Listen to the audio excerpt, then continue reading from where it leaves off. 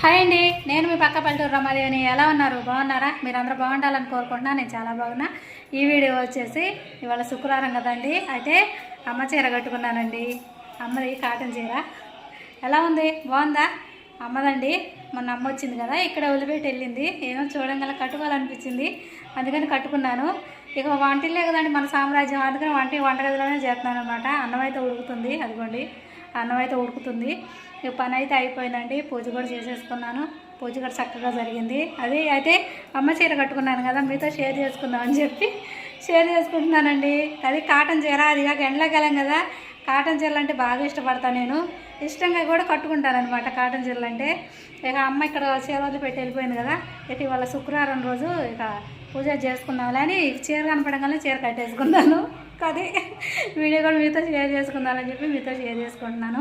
మీరందరూ ఇక టిఫిన్లు అయినాయా లేకపోతే అన్నం కూరలు అయినాయా? కామెంట్ అయితే చేయండి. బాయ్ అండి.